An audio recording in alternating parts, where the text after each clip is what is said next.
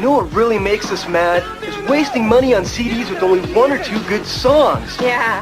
Tell them about punk.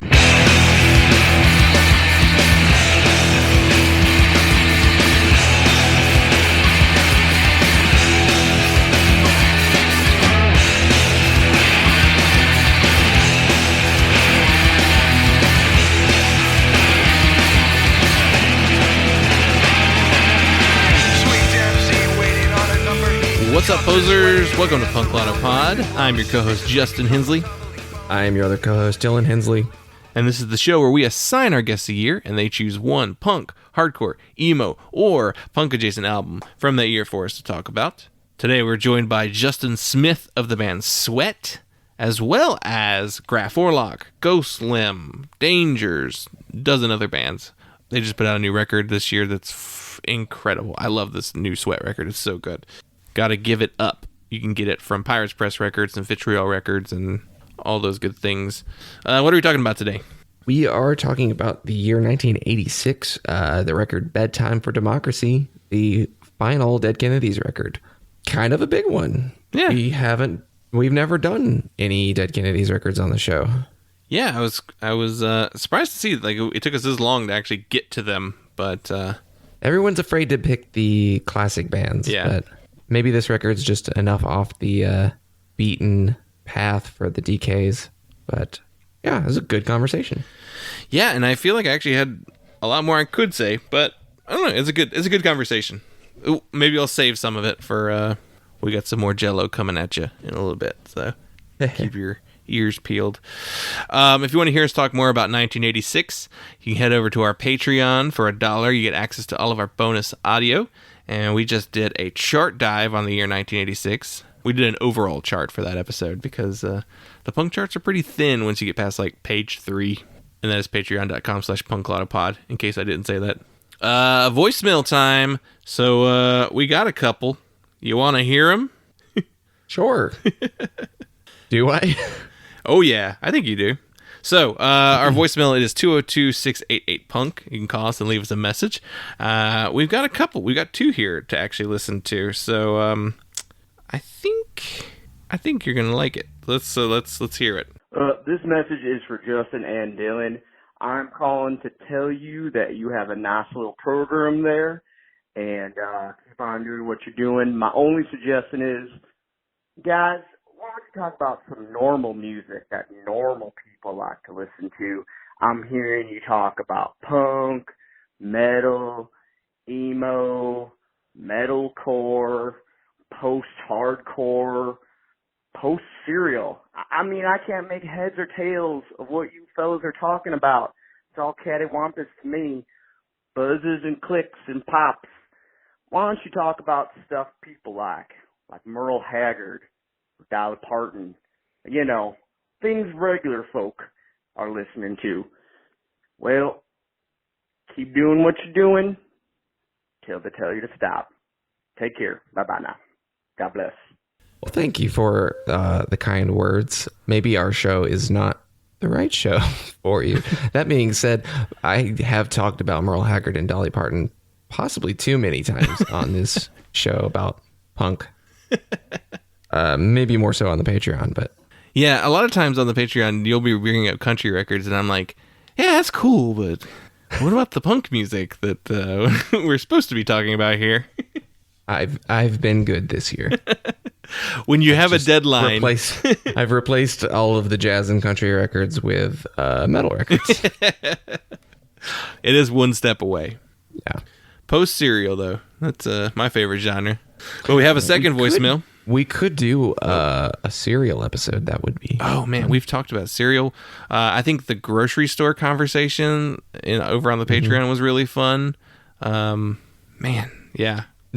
Just a normal lotto pod where we talk about everyday things, groceries and sundries, country. And we have a second voicemail to listen to. Hey, podcasters. You don't think I'll show up? You don't think I'll show my face? I'll take you out. We could go get a burger, get a sody pop. I'll take you dancing. And as we're looking in each other's eyes, Boom, catch a beating. Good thing your show's on the internet, because when I'm done with you, you're only going to have faces for the radio. Okay? So you pick the roller rink, and we'll go skating, and I'll throw you up like Christy Yamaguchi or some shit. Oh, and by the way, that jabroni from Wisconsin, I don't know him. I've never been to Wisconsin. In fact, I've never even really heard of Wisconsin before that. I don't know who that dude is. He's some guy licking old wallpaper or some shit. So watch your backs. Catch a beating. Mad ball. I notice he addresses us as podcasters. I don't think he knows our names, which to have made this many very personal threats, I would appreciate. You at least would, know who you're talking to. Well, I don't know if you remember this, but you did say anytime, any place last time we heard from him. So he must have heard that and was enraged by that. Yeah, the roller rink is an interesting place to have a fight, but sure, I'm game. Or a date. You get a burger. Yeah, we'll get a burger. I like burgers. Can I have a Beyond Burger? We might have more in common than you think. I am intrigued by this turn of events about his cousin Brian in Wisconsin.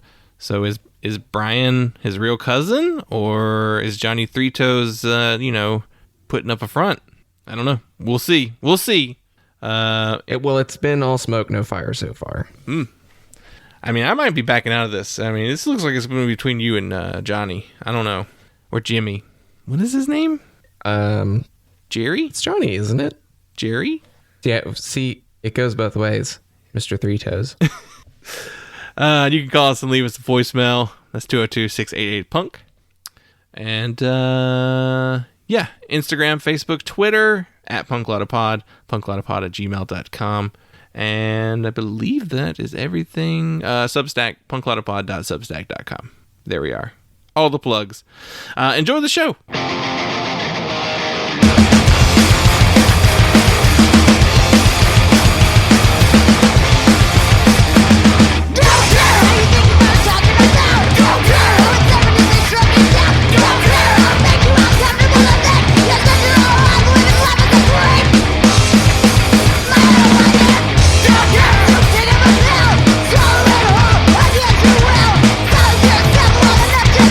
I'll never be not living in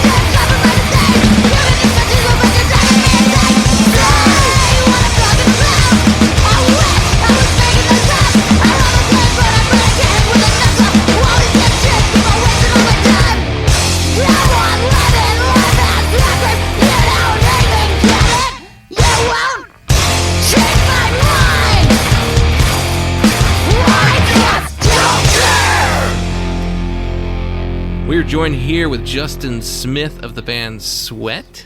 Justin, how's it going? Still alive. Yeah. Yeah. All is apparently well. Yeah, we were playing around with some technical difficulties here at the beginning, but, you know, what's a podcast recording without something like that going on? Definitely. Well, Sweat just released Gotta Give It Up, which is your first full-length album with this band. How's the reaction been to it? It's been really good, actually. I mean, I don't know. It's one of those things that I don't really... The band kind of, in comparison to the other stuff that all of us have done in different permutations, it sounds pretty different, so it's hard to kind of characterize, but it's, you know, more rock and roll, definitely, more kind of classic, but still heavy. And the reaction, of all of the component parts of the guitar, and Anthony, who played in another band called Dangers with me, he's like a fantastic drummer. And then Tuna, the singer, we're like the core of the band. And I don't know, the reaction has been really good, just as something that sounds a little bit different than other stuff. And it's, to me, it just sounds like more than a sum of its parts. You know, it's like it just ended up coming out good. And I'm pretty stoked about it. Yeah, it's a great record. It's a really fun record, which I think is not always something you'd say about all your bands that you've been in. Yeah, usually some dire apocalyptic shit. But yeah, I mean, it's like a different take. And you know, the entire purpose of starting the band was, you know, people that we either played together for a while or liked playing together when we did, and you know, trying different things. And you know, from a guitar player standpoint, it's utterly gratuitous in certain ways, and which is fun, coming from a different band backgrounds of like, because after you've established what a band sounds like for a while, you kind of paint yourself in a corner, and I don't really feel that way with this band. So we had like a 7-inch before that, and then we had the LP and it's just an expansion of some of those ideas. And still, when we're writing stuff, we're recording another LP in a couple of weeks, actually, because we've just been working on stuff forever, and this one took a long time to come out. All this stuff's like, you know, pretty different, trying different things. It's fun and interesting for me after playing in bands for 20 years, you know, still to do. Yeah, there's like a little bit more of a groove, or a little bit more of a... I've used boogie in the past to describe the sound. That's pretty good. Yeah, I go with that. Yeah. Yeah. I mean, some of it's a little bit, you know, like you can do different things that I guess the whole point of starting a new band is to do things you can't do in the other bands. Yeah. So, you know, like if you want to do a song that sounds like it's galloping, you know, or do some new wave British heavy metal song, or do, you know, like something that it's just a straight up like Ripper song, you can do that. And then if I take riffs and start writing something with Anthony, who's a phenomenal drummer, it just turns out good. It turns out different because the stuff he adds in it is like his ritmo, like understanding, always just adds a lot to it. Yeah, there's like this rhythm that he has, because like Dangers has a little bit of that same kind of. It's like, yeah, a groove is a way to describe it, but like, yeah, his rhythm, or like almost like a swing to it that's similar. Like I'd say Dangers sonically sounds the most like Sweat out of your previous bands, but they're all completely different, really. Yeah, I would agree in that regard. At least, yeah, sonically, I think the subject matter, or not, I don't mean in the lyrics, but in like the subject matter of like the source material of the riffs and things like that, are coming from like a much different place. But when you played with someone for 10 years, you know, you're gonna have some of that carryover. And then when you add the vocals over it, it's weird, because I was thinking about this the other day. There's the second song on the record is called Machismo, and it's not fast, but when you add like the rhythm of the drums and what the guitar's doing and the vocals, it sounds like it's like speeding up and slowing down in a weird way, and I really like that type of stuff. Yeah, it's that's probably one of the standout tracks for me on the record. It's just a really just fun track that, yeah, it does kind of throw you in these like different speeds and modes, and even though it's still a fast song, which was totally accidental. Yeah. Does that come through the vocals, or was it just more just the writing? I think that the way that, because if you took like the first or second riffs of it, like the verse riffs, like the way that Anthony plays it could be totally stripped down and different. It would be like straightforward, but then you add one of the unique and interesting thing about the vocals as like an instrument in this band is that like the rhythm of the vocals, it adds to it a lot. So like they're going one direction and almost in this like rhythmic contrary motion thing, you know, like where the rest of the stuff's going somewhere else, but it then becomes its own instrument in a way. And I like all that, all of it works together. Yeah. You're a 3-piece, right? Technically, yeah. I mean, there's only 3 of us in the band, but we can't play with just the 3 of us. So our friends play. My friend Kevin, he's played a lot of the shows playing bass, and then there's been permutations where he's played second guitar, and our other friend from San Diego played bass, then we did some live sessions up where we recorded in Oakland with my friend Jack that was in Comadre, and he runs Atomic Garden. Oh, yeah. And he played second guitar, and then Neil, the bass player of Ghostlimb, played bass. So, like, I kind of wanted to do it that way because it's easier for the 3 of us to write and record, because when we record, Anthony and I just record the music, and then Tuna does the vocals. But we wanted to keep it so, like, you know, if we go do something on the East Coast, one of our friends over there could play, or if we go play in Europe or something like that, it would keep it interesting. And these like 5-person, 4-person permutations is pretty cool. I never really thought of bands that way, so we've been trying to do it. Yeah, what is that? Is that like a musical collective type approach to it? Maybe. I mean, there's technically 1, 2, 3, I don't know, 3 bass players. So, and yeah, I mean, especially at the age that we all are, and where a lot of other people that I am in bands with are in their lives, it makes it hard to go and like, you want to go tour for a month, you want to go tour for a couple of weeks, and most people can't do that anymore. So having flexibility I think is smart, so we can always do stuff. Have any of your bands ever been like extensive touring bands? You mean like all the time? Like, I mean maybe like more than... There was a while that Gorlock was like spring, winter, summer. Oh, yeah. It would always be on like the school breaks, and then if Gorlock wasn't doing that, Dangers would do it, and then sometimes Dangers and Gorlock would tour together, or Ghostlimb and Gorlock would tour together. Yeah.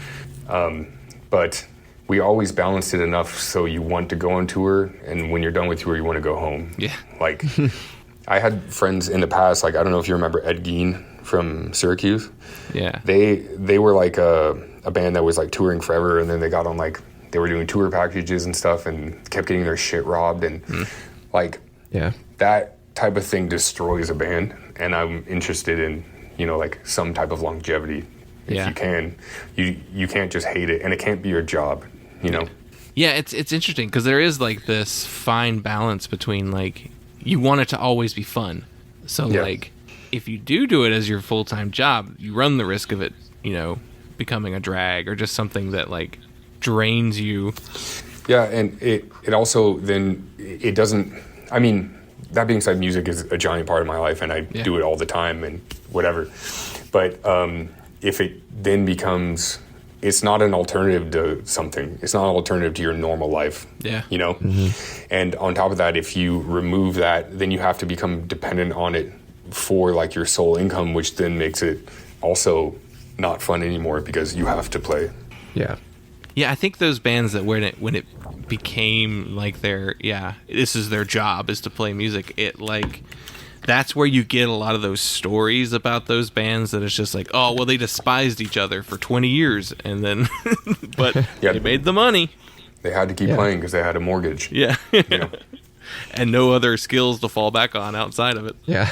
Also, kind of with my work, I always kind of did them together. And when I was younger, that was kind of like the goal, was to organize my adult life in a way where I could do the things I wanted like this as long as I could. Yeah.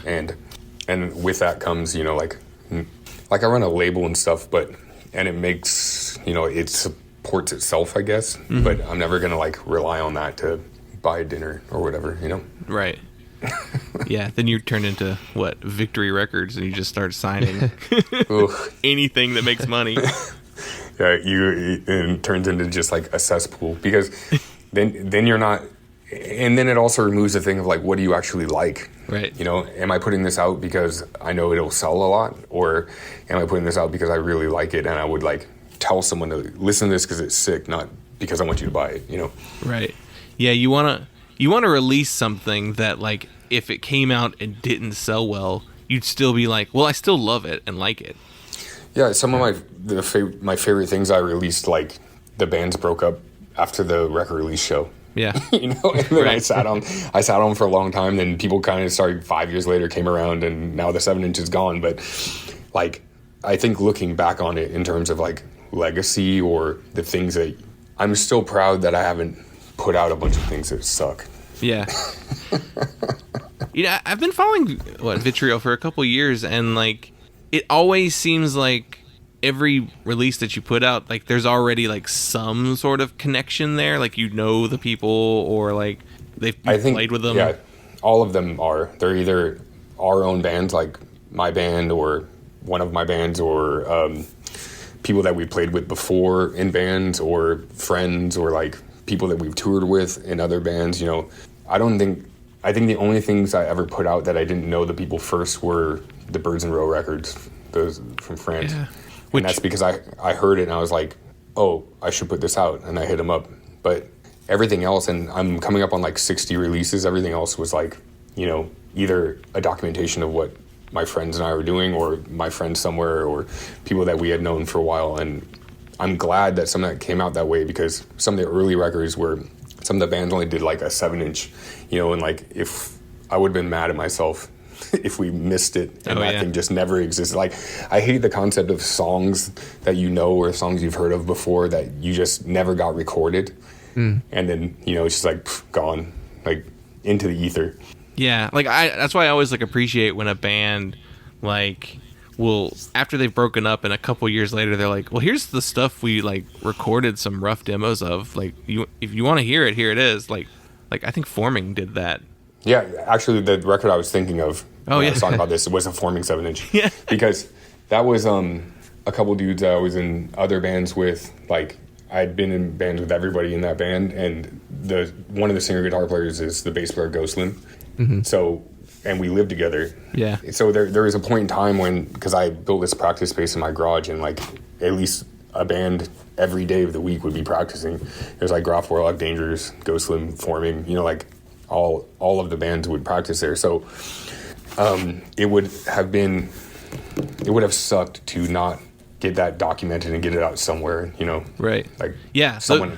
those two Forming EPs are phenomenal.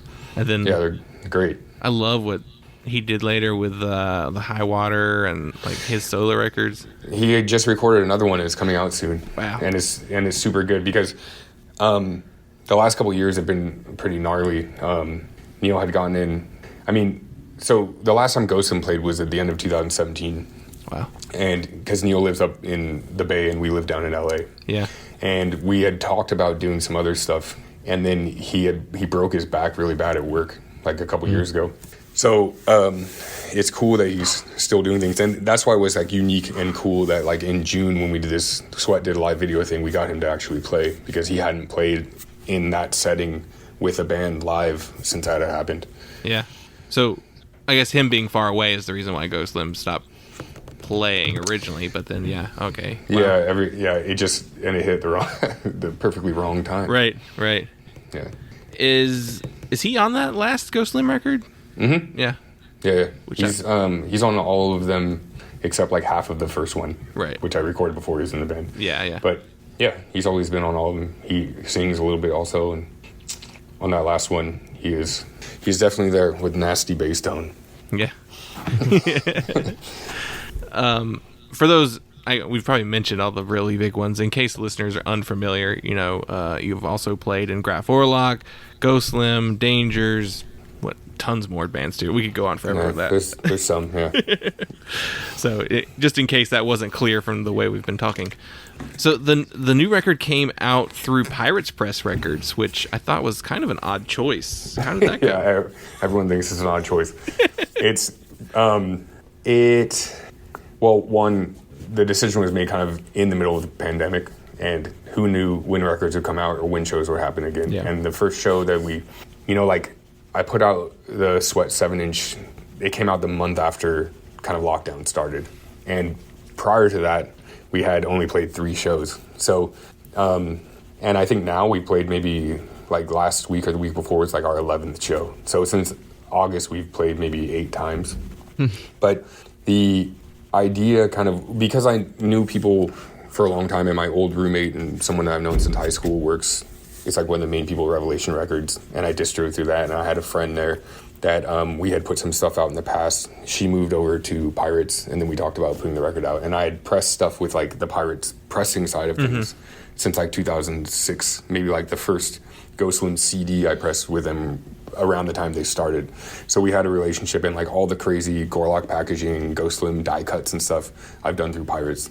So the idea was kind of like it would just not be difficult, and it would, it would be, if I was going to hand it off to someone, I wanted to be someone that I'd worked with before. And their PR dude, his name's Christian, has done a really good job in getting the record out there, because I see like reviews in different places, and it's like, it's much further than I could have gone it myself. So, and that was kind of the idea. See, I don't know where we're going to go after this, like with the next record, whether, given that things have kind of maybe opened up a little bit again, I don't know if I'll do it myself, or we'll see what happens. Yeah, it makes sense though. Like, you want to do it with people you know and a company you trust. Yeah, because all that Pirates Press stuff, like the packaging, and the vinyl that they did, it was wild. Like, I loved all that stuff. So, you mean like the weird layout stuff? Well, that stuff's y'all, but like the actual like records, how they looked and everything, like they've always just had this reputation of like really cool looking vinyl. Yeah, I mean, yeah, they have the connection to the plant. Yeah. So it's beneficial, but I'm happy with how the record came out. I think it like ended up looking good, and it's on a tip-on sleeve, so it's like thicker. It's like cool. Yeah. And it looks a little bit different than other things, and it's cool because if you look at like, in reviews, it'll be like, all these new records came out, you can automatically pick it out if you know what it looks like, because right. It's just like, it's, and Tuna does all the art, so she sorted that out. Yeah, Tuna, she's an incredible vocalist. I was aware of her from her wrestling, especially like that really famous match she had with Priscilla Kelly. Yeah, I know. If you want, that match got a lot of people upset, but I thought it was brilliant. But hit up my friend Google about that. Yeah, Tuna versus Priscilla Kelly. I think that's the match, and you'll see plenty of reaction articles about it. Which in many cases are unfair, but I think that it's it was an interesting. I remember when that happened, we were talking about it. I was like, whoa. Sorry, she had played in another band with Anthony before. It was her band called Dog Teeth, and they put out a 7-inch some while ago. That name sounds familiar. I wonder if I saw it in connection with her somewhere. Yeah, we had talked about doing a band for a little while, and then it just happened that let's see, when was that? The beginning of 2020, maybe December, January. Orlock was going to play, we're playing like Providence, Philly, and Brooklyn. And like 2 weeks before we were going to go, Kyle, the singer, he's like, I can't go. Like, work is messed up. So we took her, and she sang for Orlock for like 3 shows. And then we got back and we're like, okay, let's start a band. Oh, wow. I would love to have seen that. Man, that's cool. It's funny, too, because like with those things, you just don't say anything to anybody. You just show up and play and like, what? Yeah, you kind of like reveal that like at the show. We were like, oh, by the way. I love not telling people anything. You just like show up and play, and as long as you still rip, like, who cares what's what? Yeah, right. Yeah, as long as it's good, who cares, Well, it's technically not the right people, so... And I'm like, start your own band then. Mind your own business. Well, that's awesome to hear that there's a new record already in the works. Any other plans for 2022 that you're allowed to share? In general, or with Sweat, we're trying to do shows. Yeah. We're trying to play the East Coast, trying to play West Coast. There's a plan to go and do some stuff in Europe with my friend that normally books out of Berlin. He's done tours for all the other bands like Orlock and Ghostlimb, although now it's in a war status, so who knows? Right. Yeah. Yeah. I wondered that the other day, like how that's going to affect that kind of travel, to Europe and like even on the other side. I'm not trying to say that I bemoan this current invasion because it might mess up my tour plans. I'm just saying that it's a side effect of those things. Right. And then I think Gorlock's going to go tour in Mexico in June. And then, I don't know, I'm trying to do as much as we can now. I mean, things are a little bit weird still, trying to like get things booked and trying to make sure that if you book, because you used to be able to book international tours like 6 months ahead, but now no one wants to book anything over a month away. So that's kind of like, you know, do you want to buy plane tickets for a month in a different country if you don't know the shows are booked? Probably not. Because things can change so fast too. Yeah. Yeah.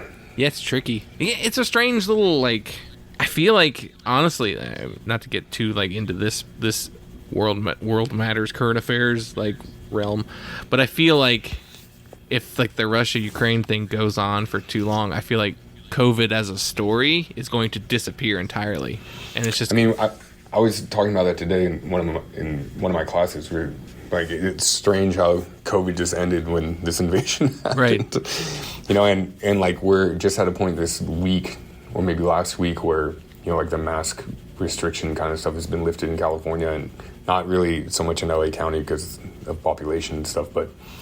And then you think about, you know, discussing about these concepts of what media drives, and, you know, like the whole discussion of race involving these things of being like, oh, who gives a shit about Palestine, Syria, Yemen? You know, like these people are European. Yeah. Mm-hmm. Right.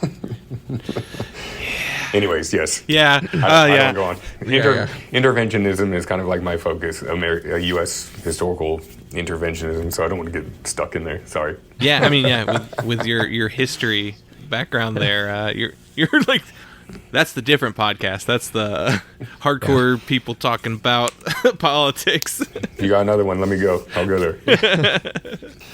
Well, that kind of ties into the record we're going to talk about today, actually. Ooh, definitely. I think this is a good segue.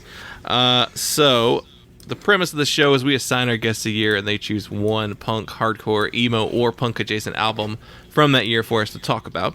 And before we get to the record you chose, we gave you the year 1986. And let's talk about some other records that came out that year. Was there anything you were considering outside of this Dead Kennedys record?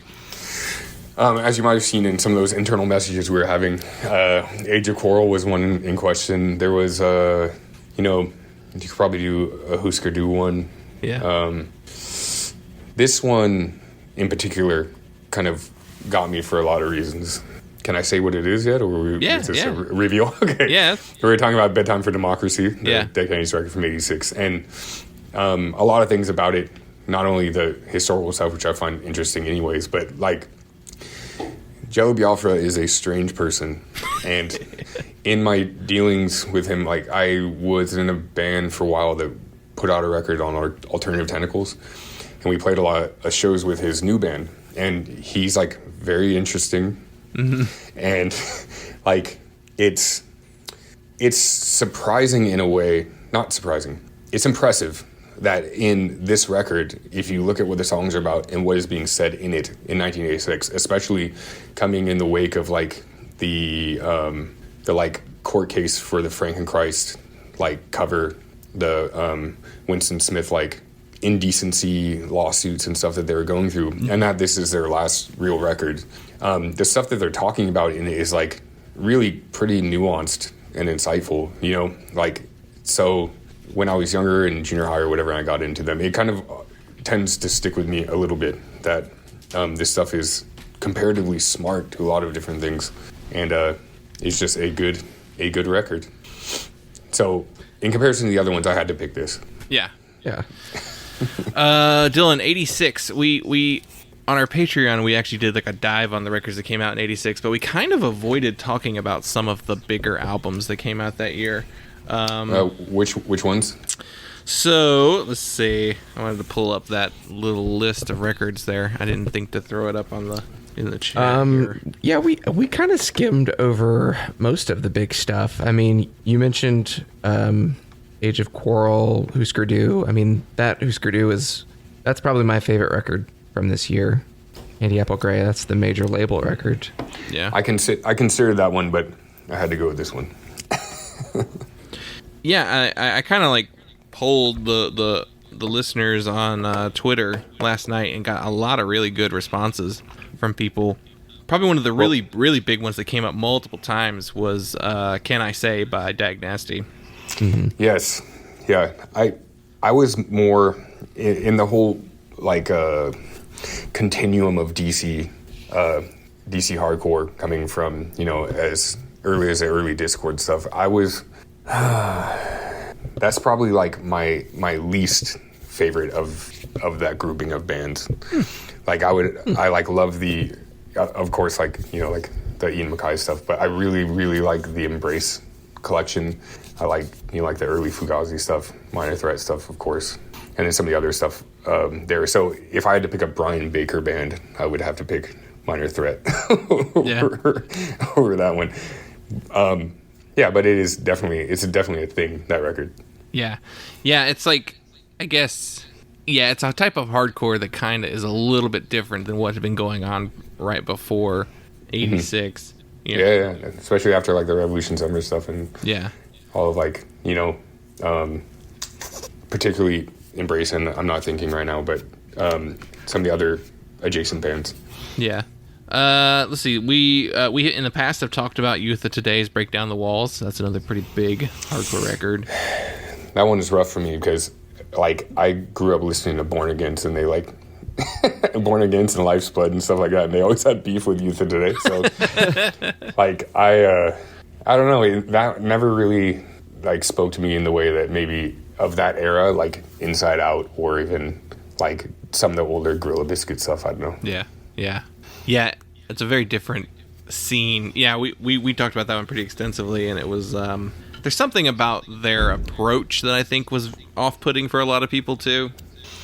Yeah, I believe so. I mean, there's a little bit of like I don't know, it sounds wrong, but I think you'll understand what I mean. It's a little bit of jockiness to it, like right. The clean-cut jockiness thing. I'd rather have like snarkiness. Yeah, like the Letterman jackets and all that stuff. That was real weird. Yeah. Mm-hmm. I was definitely like, it's not a thing that I have against straight edge. I was myself true till 17, but it's more of like you guys are other like heavier straight edge bands that I liked a lot, but it was maybe the presentation of it, and then later on the like deep dive into Krishna stuff I just can't get behind. Yeah, the Krishna stuff's weird. They live it though, like it's still a thing for them, That's right? True, still around, yeah. I don't know. There's some other like big records too. Dylan, anything you want to point out? I was thinking about, someone was talking about that Susie record, Tinderbox. Yeah. Ooh, yeah. Recently, I don't remember who that was. I want to say Flea. Red Hot Chili Peppers. Flea? Weird. Was talking about how great that record is. Like, all right, that's cool. Flea's also an old punk, which is funny. Yeah. Like he played in Fear a little bit for a second, I think. Mm-hmm. Yeah, that's funny. I mean, I guess it's not that weird of Flea to be into Susie. It's just you don't think of him, or you don't think of goth stuff when you think of the Chili Peppers. A couple people pointed out, I want to say, I guess if we're going like in kind of hardcore stuff, like 7 Seconds put out New Wind.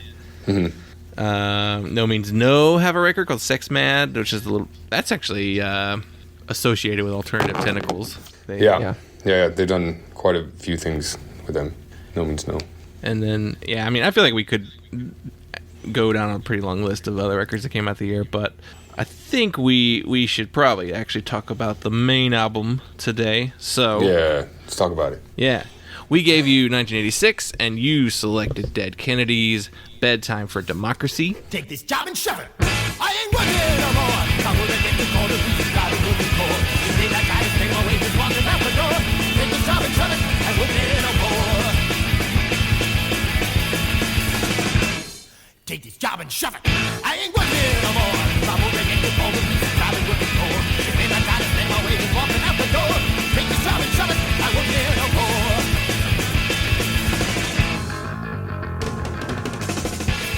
And I got a couple what I call stats on the record and band. So they formed in San Francisco, California in 1978. This was released November 1986 on Alternative Tentacles. This is the fourth and final Dead Kennedys album.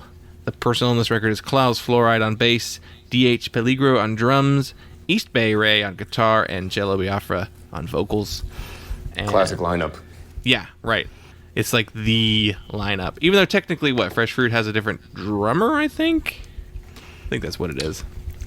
To me, the sound of the guitar is a thing for this band. Everything about it makes it unique. Like, the way that they play, the weird surf influences of everything, like the way that the drummer plays, the sound of like the way the effects that are used, right? Like vibrato, reverb, all that stuff. Even the way that East Bay Ray plays, like is very surfy, which is totally different than a lot of other things, especially for like a political punk band, I guess. You would assume that it'd be like, it'd have a different approach, or be like harder or heavier, or in some cases like musically shittier, if you're talking about like Crass or bands like that. You know what I mean? But maybe the most unique thing to me was that they're just all really good at playing. Yeah. Which is also not like a trademark of punk bands in the 80s. No, there's only like a handful that you would like really classify as like, wow, they're really great musicians. And yeah. They're usually also the weirdos too. Yeah, I know, totally. And it goes a really long way. I mean, like, and Jello's voice, of course, it's nothing sounds like that. And the stuff that he's writing, like I was saying, is like pretty insightful stuff. Even if it's things about, like chicken shit conformist, or stuff that's like about ideas that people talk about. It's like articulated in a different way.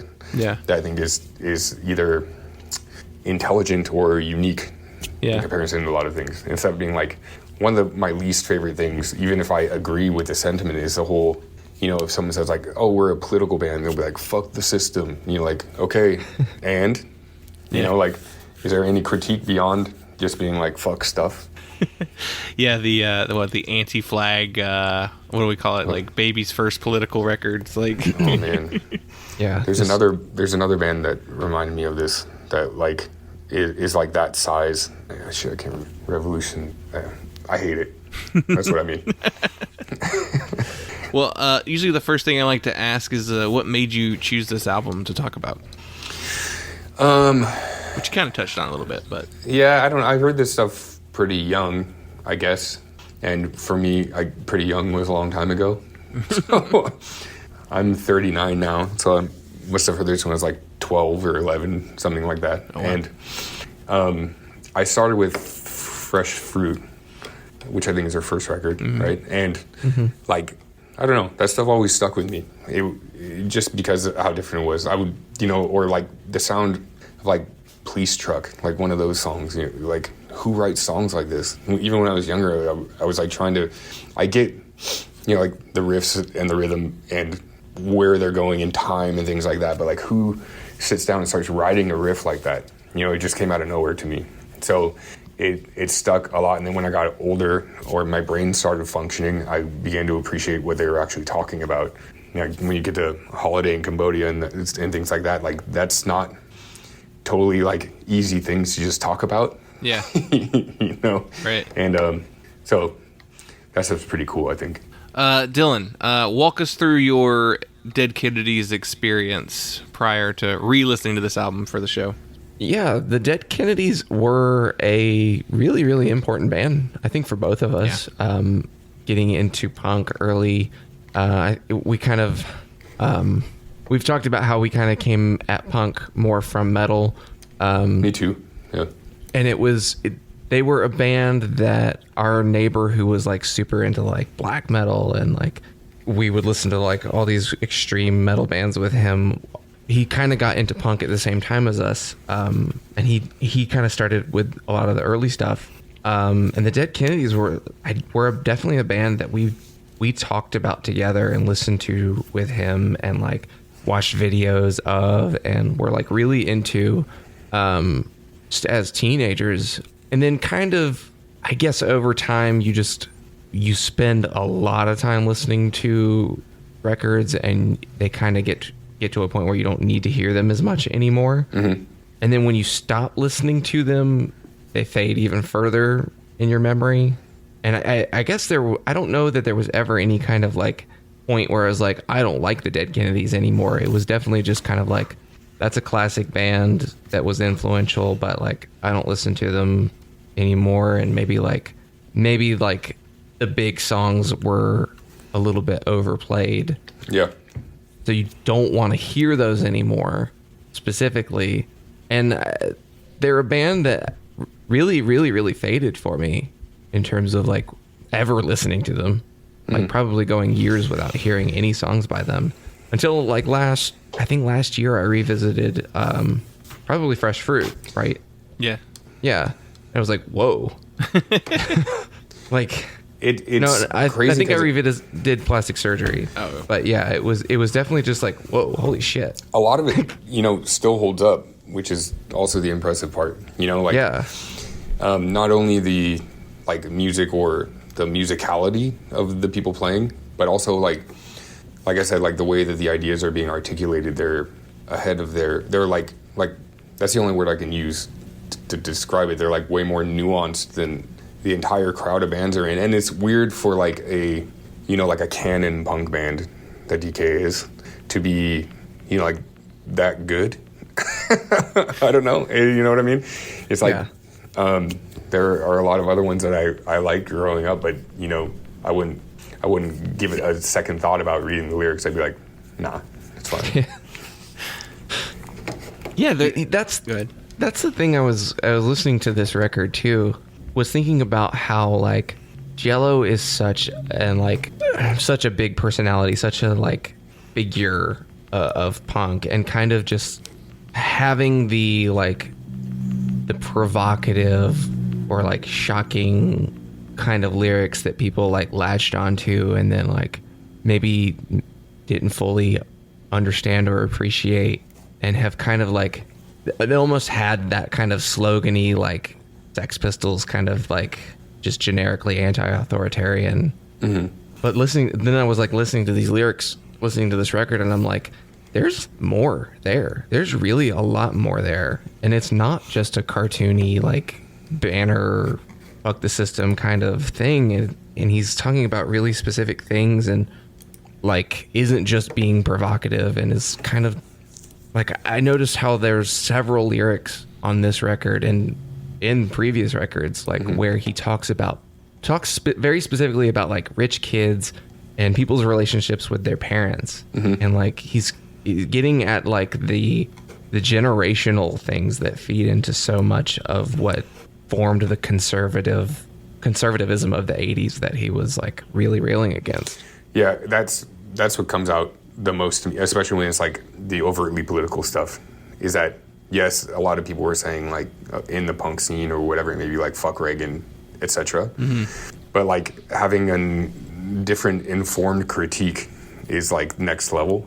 It reminded me of stuff during Bush 2, when Propaganda commented on this quite a bit about the no effects punk voter thing, and basically corralling a bunch of people into the Democratic Party that were like otherwise perhaps previously critical about party politics. You'd be like, no, we got to vote for John Kerry, we got to vote for these people, otherwise this is going to happen. So I remember at the time when all that was going on, it's like a picture of Bush says like, not my president, be like, yeah, it's super edgy, like again, like what next? It's like a whole, I remember that stupid later incarnation of the band the Vandals. They have a record called Vandals Good, Hitler Bad, and I'm like, what could you possibly say that could be safer than that? Like, all right, good job. Yeah, Jello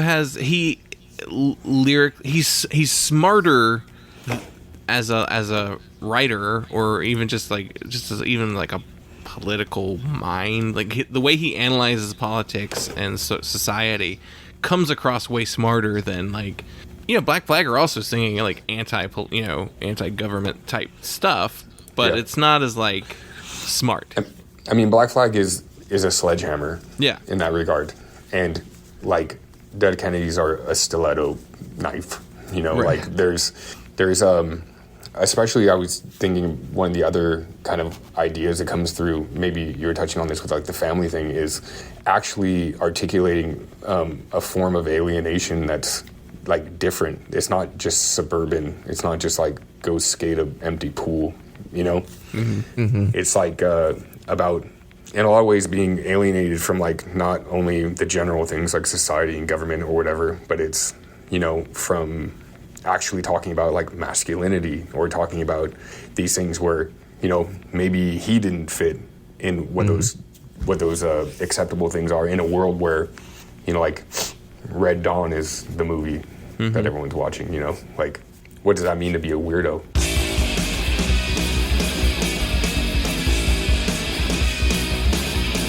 We got basic tour. Wash your floor. And egocentric muscles are kicks, but I'm street like a rat out of hell. Bullshitter in the end of China shop. For singing this back, we win the war. We never should have stopped it all. I can't attach terrorists to call our own. Who rewrites this rhythm machine gun? Don't think about it, kill it. That's what you teach your child. Rambozo, Rambozo, Rambozo, the clown. Rambozo, Rambozo, Rambozo, the clown.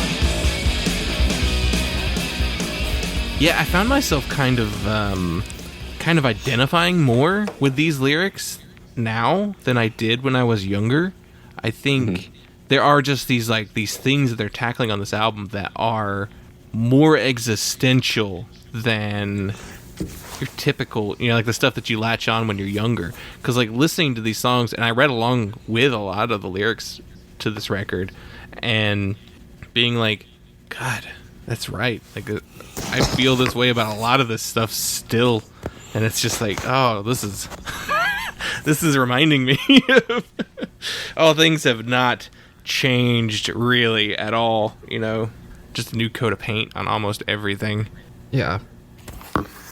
Yeah, I definitely agree. That's the perfect description of it is, you know, like existentialist alienation.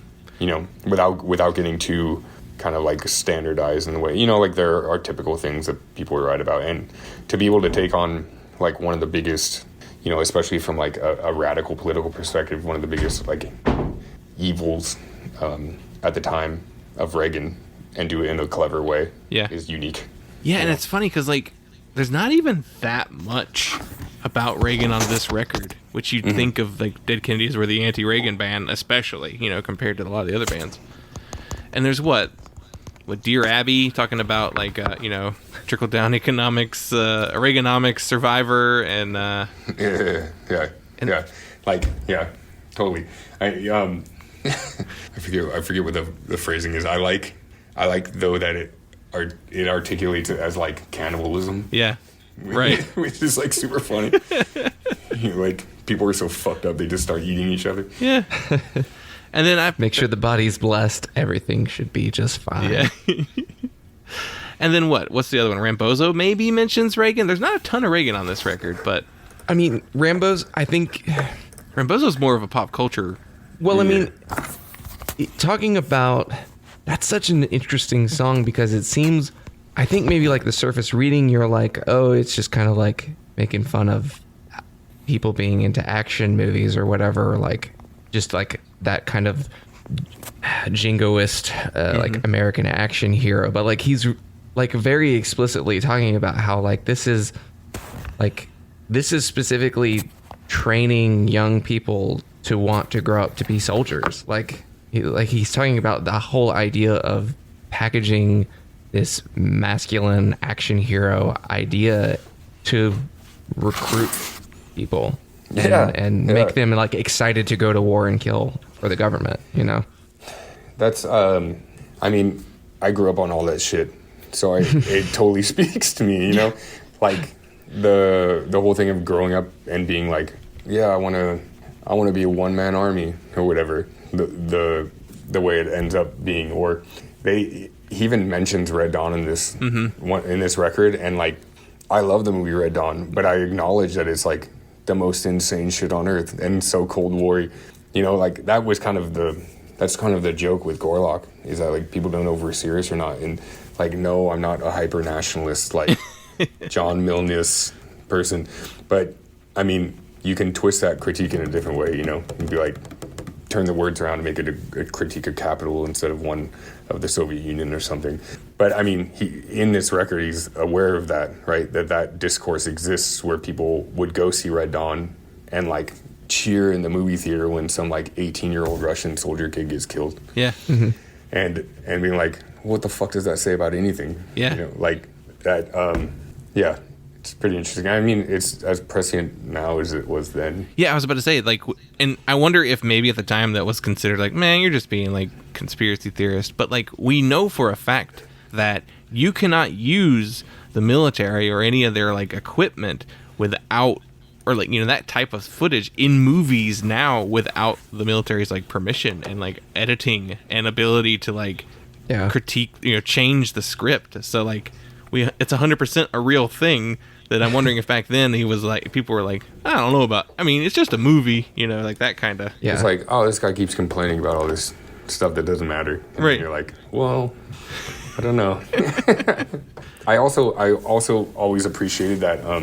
Where are you guys located? So Dylan, you're in LA. I'm in LA. Okay. And then I'm in Hickory, North Carolina. Damn, okay. It's dark there already, I see. Yeah, And, East Coast. In the song "The Great Wall," I'm also a fan of like LA history because LA is like mega weird, and then kind of an urban anomaly in the rest of the world.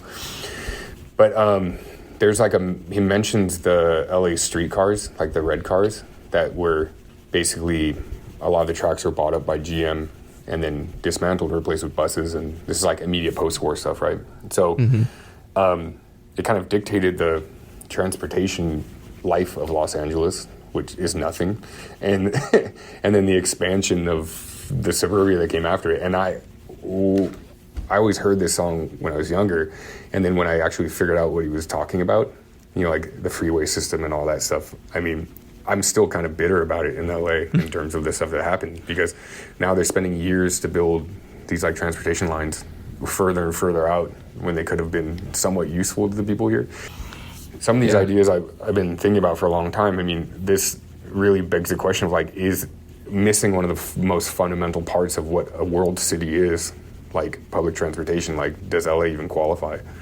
But yeah, I like that it's just put in there to bankrupt LA's streetcar line so people pay more to drive. There's one line: warlords in gray suits take a different route to work each day.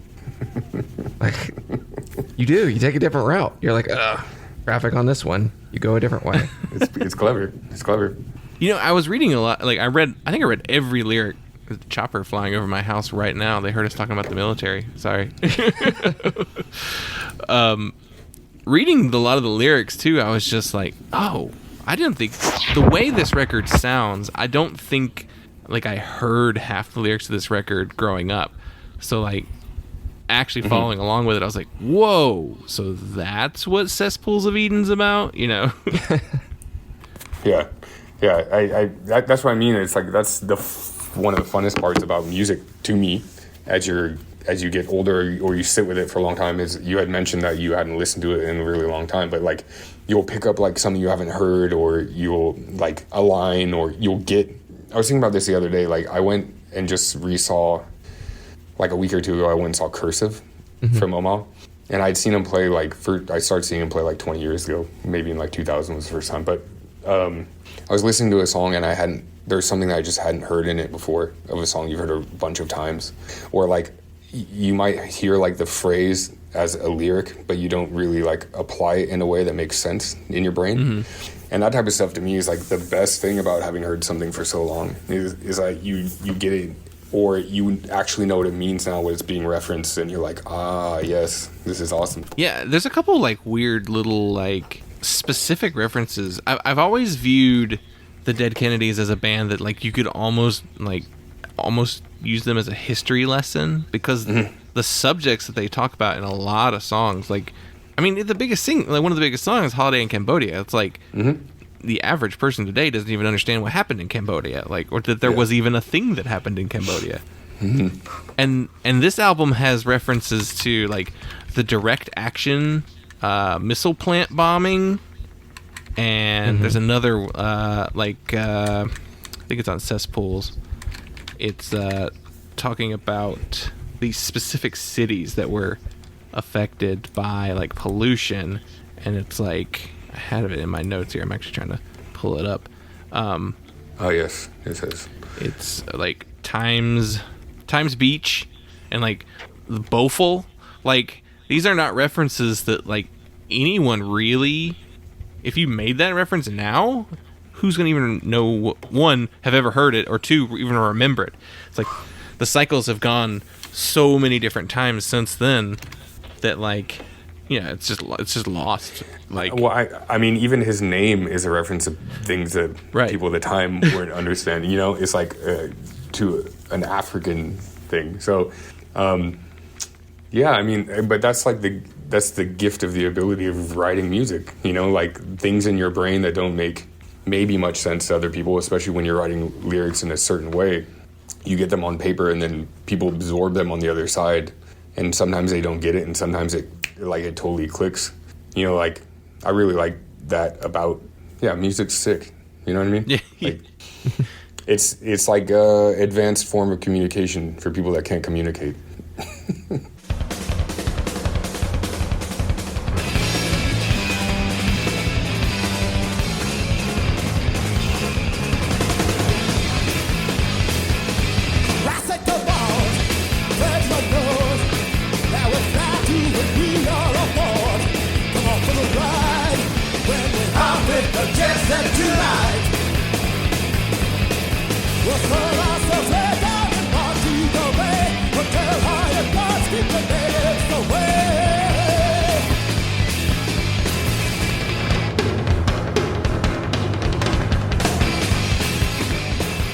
Yeah, and like I wonder too, like if the people, like, you know, teenagers and like early college students in like in the 90s, if they like just didn't get some of these references, or were even able to look them up, because like I could just Google it on the internet now. I'm like, what happened there? I was like, oh, okay, and you know, unless they like cracked open an actual physical encyclopedia, you know, like are they specifically going to know what they're talking about? So I guess that's how some of that stuff kind of could get lost.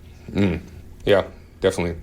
I mean, well, and I think like my personal experience, like when I was younger, like what I liked about the Dead Kennedys was maybe more the music, or like just kind of like the general feeling of Yellow's performances and lyrics, and wasn't really like, definitely knew that he was like singing about stuff that I should care about, but didn't really get anything past like the big themes of like environmentalism or like the economic things, you know, like not really understanding all of the specific references. So I don't know. I think you can still absorb the good intention. I mean, I totally agree. There's certain bands that I listen to and love that don't sing in English, you know? Yeah. And you're like, whether it be something like, I don't know, Mass Hysteria and Swedish bands have decided to shift from singing in English in their previous band to singing in Swedish, or like Envy singing in Japanese, you know, in their own languages. Like, you can still get the feel of maybe, or the intensity, or even like the emotive resonance of what they're doing. I mean, to me, that's what screaming is in a band. You know what I mean? Yeah. Like, let's be real here, even if we're all English speakers, someone screaming into a mic at a show, you're not really understanding everything they're saying, but you're getting what the thing is, the intensity, or the like I said, the emotive resonance, I think is ultra important, or it translates in a different way. Which, it's funny because like people would make fun of like hardcore bands for being like giving like their little like speeches before songs, and how it kind of came a joke. It's like, oh, you're just out here preaching before you do your, you know, whatever you're saying. It's like, well, yeah, it's because we're in a live setting. We don't have the lyric sheet in front of us. I don't know what he's actually saying, you know. Yeah, if I don't tell you what the song's about, you'll have no idea. Right. Yeah. So it's important. And some bands never even put their lyrics in their liner notes, so like that's even more annoying. It's mysterious. This record, so I guess I have some technical thoughts on it to talk more about the music. I think for a really long, I mean, I would probably still rank this one the lowest, but I haven't revisited Frankenchrist in a while, so I'm not sure. That could be up in the air. But this record, I definitely would have thought I think for a long time, I probably thought it was a bad record. And maybe not bad. Maybe bad's too strong, but just like one that I didn't spend a lot of time with when I was younger that I would never have prioritized revisiting. So it's really interesting to kind of talk about the Dead Kennedys through the lens of this record specifically, because it is kind of the afterthought to me. It's it's the last one, right? So it's like, yeah, it has a different feel than the first or second record, which are like, it's always weird to me. I think the second record might be, of any band, might be more important than the first record, because then you actually figure it out. To me, like, everything up to a first record is like the formation of the band and weird things and trying different stuff out. But then you really get, between the first and second record, when you're writing songs, what the band actually is. And I think similarly, if you look at the last record, whether band notes are breaking up or not, you know, like it's telling of like that trajectory in a certain way. I mean, like, obviously Fresh Fruit is a monster, but yeah. Yeah, like Bedtime was always like my least favorite record. That may be due to like the way they play these songs, because the majority of them it's just fast and short songs. So like the things that made the Dead Kennedys like really stick with me were those like weird guitar tones and those strange like Jello's weird vocals and like the super strong bass lines and a lot of that stuff. So this one's just like, this has the similarities to In God We Trust, which is like also a super fast release with a lot of short, fast songs. So like, to me, I always liked the other side of them more, the more melodic and catchy and sing-alongable side. So that's why I would never put this one on. Yeah, the kind of like expanded song format, offers a lot more. You know, than like you could play a minute-long song that's just like riff, chorus, and end, and like that does its job, but staying power-wise, it's going to be different. Yeah, this record, let's see, I have in here too. So it was the last record they released. They had already played their last show before the record even came out. I think they played their last show in February, and then this record came out in November. And as soon as the record came out, they were like, and we're done. Because a couple things kind of happened. You know, they were still on, when they were writing the record, they were still on trial for the Frankenchrist, H.R. Giger insert. And then they also didn't feel like they were really connected with the like punk and hardcore scene anymore. Like they felt alienated from a lot of it, which is what Chicken Shit Conformist is basically about. This record's also super long. Yeah. In comparison to some things, which is also a little bit weird. I mean, it's like probably 20 minutes longer than some of the other records. And that makes it somewhat strange as well. Yeah, it's like it's really 21 tracks. Yeah, it's really odd too that it's so long, and it's so, with a few exceptions, it's really kind of consistent in being a fast hardcore record. There's not a lot of dynamic and tempo changes. Like, it's mostly just fast hardcore, which is not something you would expect the Dead Kennedys to do at the end of their career. Well, it's what nobody else was doing either in '86. Like, they'd all already like changed their styles to, unless they went in like that metal direction. Yeah, the SSD direction. Yeah. Or like the Discharge record. That's like the one that no one pretends they remember. Yeah. But interesting, like, weirdly enough, like I started the record and I'm kind of like, this is kind of going like fast song, and I'm like, I look at the track listing and I'm like, I look at the runtime and I'm like, wow, this is gonna be like kind of boring if it's all like this and it's this long. But I was really surprised by the end of it. I'm like, yeah, fast songs. Like, just I was more engaged on the latter half of the record than I was the first half, which was not what I expected.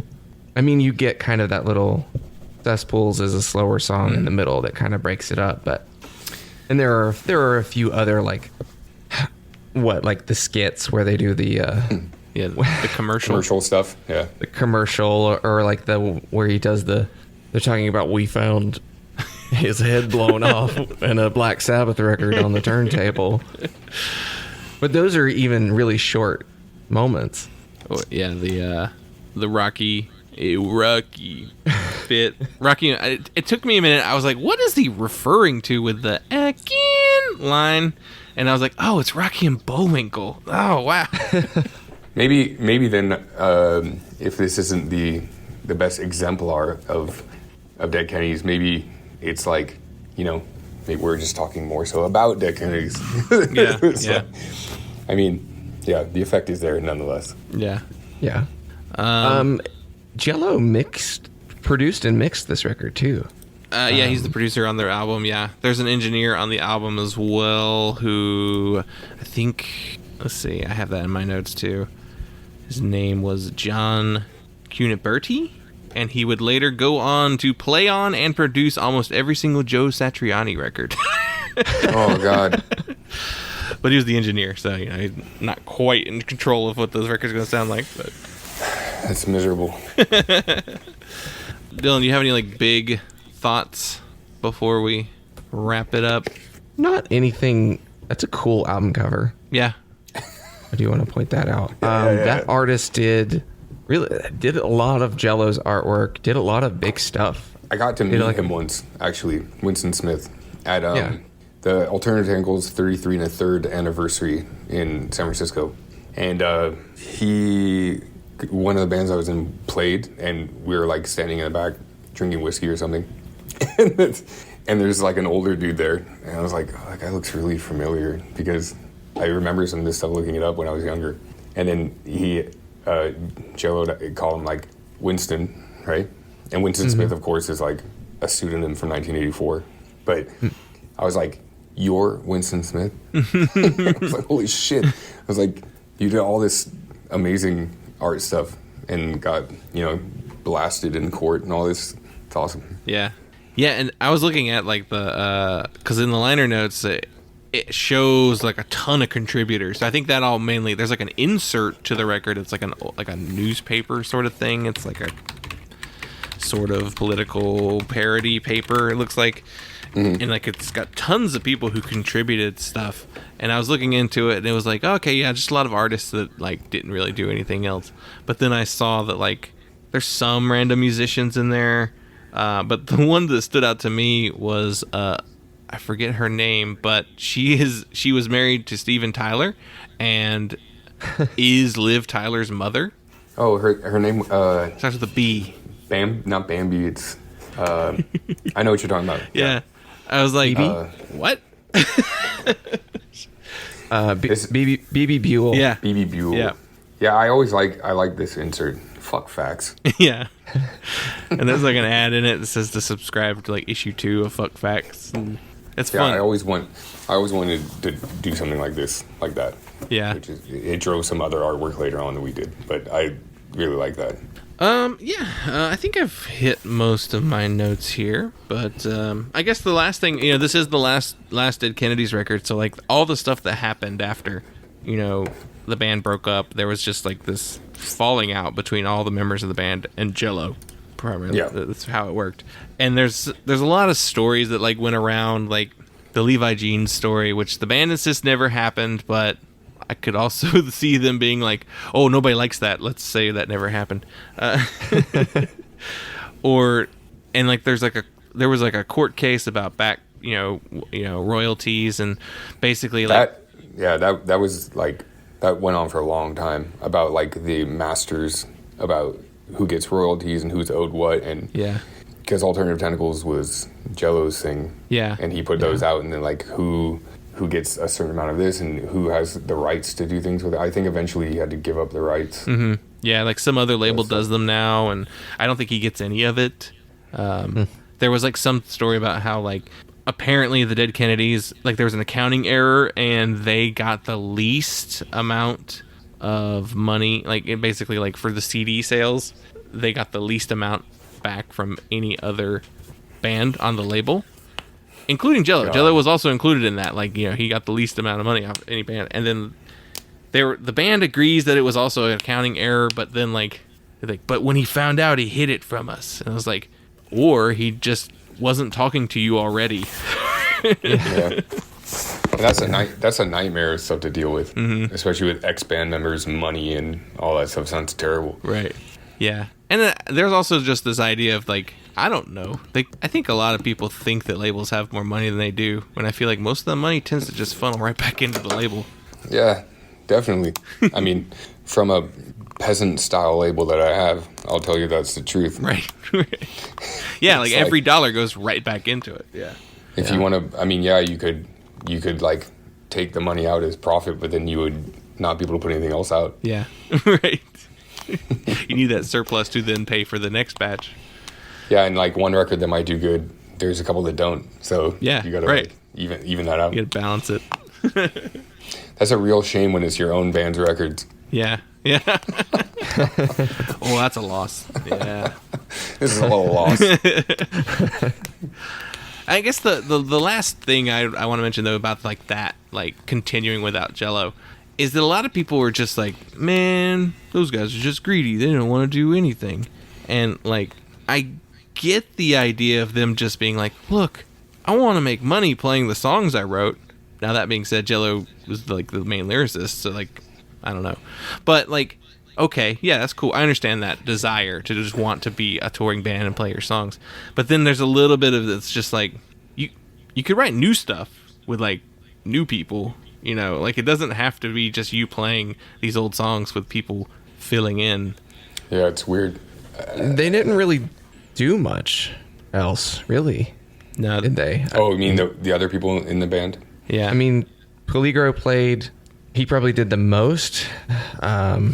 He played for the Red Hot Chili Peppers at some point, and like in the 80s. Yeah, and did Beaters. That was before. Yeah, that was before. But yeah, I could imagine that they would want to just get out and play, but they're also in their 60s now. Yeah, and I don't know, because like Jello's put out a bunch of his own records, but he's still, you know, like, people want to hear those songs played still, so yeah, they still play a lot of those songs live. Yeah. That's a hard thing for me because I always have like a prohibition against bands getting back together in that way, or getting back and touring and then trying to do a record like 20 years later and just like is total garbage. or even like, I guess I'm not like part of that particular scene, but even crowding up like shows, and every fest is like 3 reunion bands, and you're like, fuck man, there's been bands that just never stopped and are still trying, and you have to compete with nostalgia every year, you know, like. So I don't know. I guess I don't harsh him for it, but it is a little bit annoying. Yeah. Yeah, you know, and Jello has like a very hard line stance against that kind of thing. And I think always has. And that's always been my thing. I was like, well, you were in a band with Jello Biafra, and like, you know what he was like. So like some of the stuff they tried to do later, it's like, you know he's not going to like that. But a band is a band, True. right? Like he wrote the lyrics, maybe had some of the ideas, but the rest of the band are very apt musicians and creators in their own right. Yeah, I suppose. I mean, like, I don't know how the credits work for the band, or like who gets credit for writing the songs, but it's definitely like East Bay Ray and the stuff that they're playing is definitely not something that's like sounds like someone telling you to play it. You know, it's its own style, and it's his own thing, I think, and not that many people sound that way. Yeah, definitely.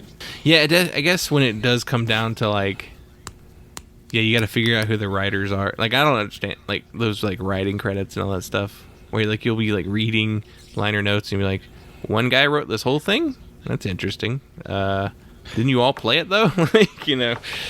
I mean, it's a possibility, of course, but yeah. I guess there is this like, if multiple people actually helped write the song, then it should be like a majority type, you know, decision on what to do with the song later. And unfortunately, Jello is just a dominant personality, and it was very stonewalled every like. I mean, well, like I know, like in the case with this record, I think he is credited as the sole writer, other than a few co-writes. And I think that, I guess, just the way that they credited the songs, they just credited the lyricist. Because I've never seen Jello Biafra play a guitar. There's if you look at one of the Discogs, it's like Jello has all the lyrics written except for like 2 songs on the album.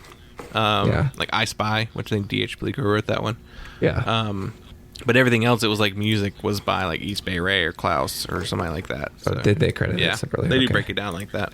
That could be later stuff, but yeah. Yeah. Yeah, it gets dicey. Yeah. Yeah. Later, if you want to, when things get into legalese, you know. Mm-hmm. Yeah, it's almost, I guess you can always throw that safety net of like, the band wrote it, and then just split it however many ways. I prefer that. Yeah. It's much better. That was kind of one of the struggles with like getting this stuff notated in digital platforms for like this Sweat record. It's just like, you don't have to name us, just put the band, just put written by Sweat. It's easier. Yeah. Right. Well, I think this is a good spot to wrap things up, and we'll let you go. But the last thing we'll do is where can people get the record and follow you online and all that good stuff? Oh man, there's a lot of different places. You know, I would probably suggest trying to get it at a record store so that those continue to exist. If not there, you could get it from me at Vitriol Records. There's Instagrams and there's a web store. You can follow the band on Instagram at Sweat Rockers. Usually I try to run most things through the label, and the label webpage is like a big cartel. But yeah, just look it up. Look up the Instagram page. There's not a website for the band, and you can find all of this stuff on all of the digital platforms, etc. Right now it's pretty much everywhere these days, like whatever you choose to use. But yeah, that's probably the best. And I'll make sure to include that in the show notes. And the very last thing we always ask our guests is to kind of shout out like a charity or a nonprofit they'd like to bring some attention to. There's a pretty cool one that shares a space with the Atomic Garden called East Oakland Collective. That's cool. In Oakland, they do a lot of community stuff. That's not down in LA, rather, but that's a cool one. There's a lot of community fridges around in certain places in LA that definitely need help. People can help with and donate and bring stuff there. And then my wife was involved quite a bit in the last couple of years with the Food Not Bombs down in like Orange County, doing kind of mutual aid stuff. So all those things always need money, always need help, always need people to do stuff. Yeah, now make sure to include links to that as well. Justin, thank you so much for doing this. This is a lot of fun. I don't think Mrs. Gore or anybody is so cool they can tell everybody else how to interpret a record, especially when the PMRC won't even tell us who their financial backers are. Let Mrs. Who Gore backs you, Jimmy Swaggart? My book